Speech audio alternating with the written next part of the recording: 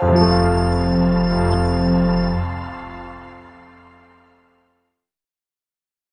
assalamualaikum warahmatullahi wabarakatuh. Selamat bergabung bersama saya Nisa Usna. Oke, hari ini saya akan membahas materi tentang recontext. Jadi jangan di skip, kemudian pahami materinya. Oke? Kita akan membahas tentang recontext. Apa yang dimaksud dengan recontext? Definition is recontext is telling or writing something about past event. Jadi yang dimaksud dengan recontext adalah menceritakan kembali sebuah kejadian yang terjadi di masa lampau.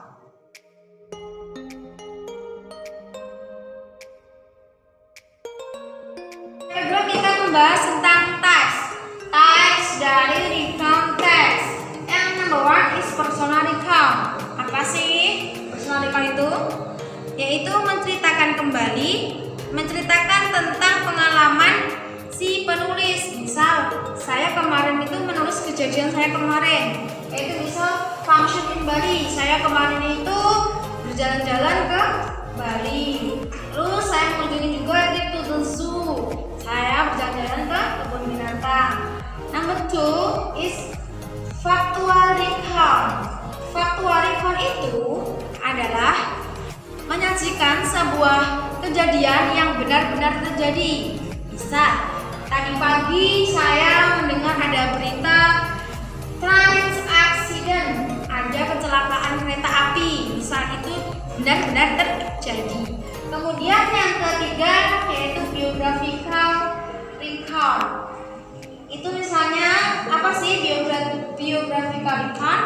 Yaitu menceritakan tentang sebuah kisah hidup seseorang yang berbentuk biografi. Misalnya di sini ada Ki Hajar Dewantara, kemudian ada Ibnu Sina. Jadi yang biasanya kita lihat, yang kita baca tentang biografi seseorang itu termasuk recontext. Kemudian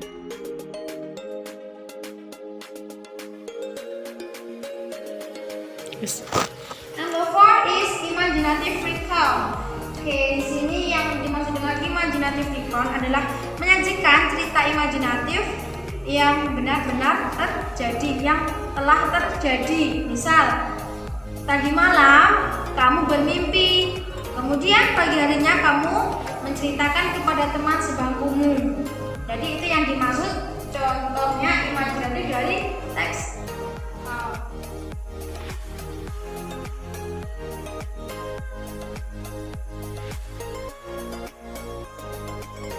Oke, di sini ada number 3 is purpose. Purpose yaitu tujuan dari recontext. Number 1 is to share unique or unusual experience. Jadi untuk meng-share kejadian yang unik itu biasanya ya. Number 2 is to retell something unforgettable past event. Jadi untuk menceritakan kembali kejadian yang pernah terjadi di masa lampau. Number 3, to give information about an incident. Untuk memberikan informasi tentang kejadian yang lampau. Kemudian number 4, to make the reader learn something. Membuat si pembaca belajar tentang sesuatu.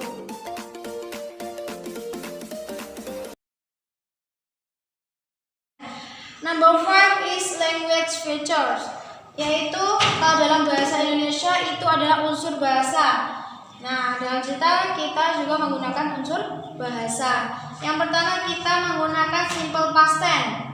Jadi misal I went to Pangi last week. Jadi kita nggak menggunakan I go to Pangi last week, tapi kita menggunakan I went to Pangi last week. Kenapa? Karena simple past tense itu menggunakan verb to.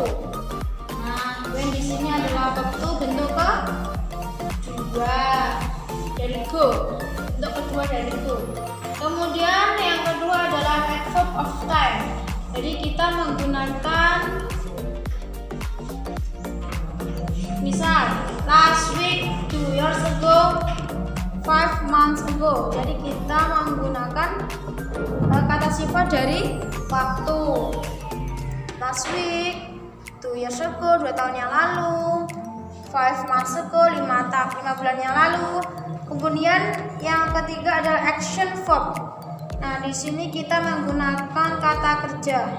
Kata kerjanya jangan lupa kalau bentuk kedua. Misal ada pledge, work, about. Oke, paham dari sini? Kemudian ada conjunction. Nah, kalau conjunction di sini disebut kalau bahasa Indonesia itu penghubung. Di sini ada penghubung ya. Misalnya ada after that, kemudian ada next. Misal saya setelah mandi, kemudian saya ganti baju. Nah, itu namanya conjunction. After that, next.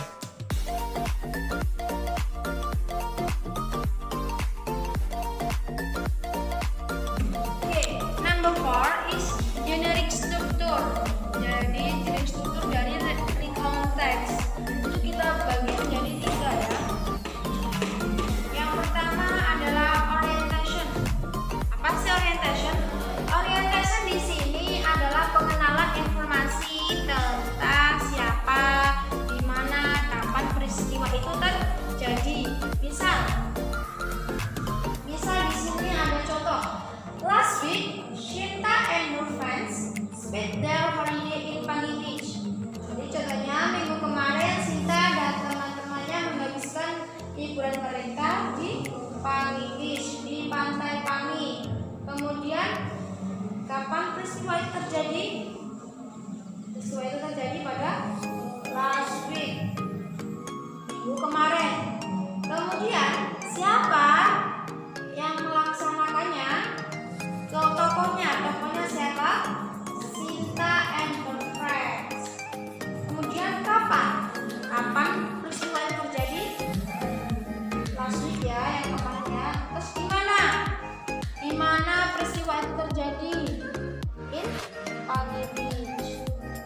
Nah, jadi sudah memenuhi kriteria ya dari orientation tadi. Ada apa saja? Last week, Shinta and her friends in Pangi Beach. Jadi last week-nya itu termasuk kapan peristiwa itu terjadi. Kemudian tokohnya ada Shinta and her friends. Kemudian di mana Shinta itu terjadi di Pangi Beach. Kemudian ada event. Yang itu adalah ada event, yaitu rangkaian peristiwa yang dilakukan oleh partisipan itu. Misal tadi kan Shinta dan teman-temannya pergi ke Pangi Beach.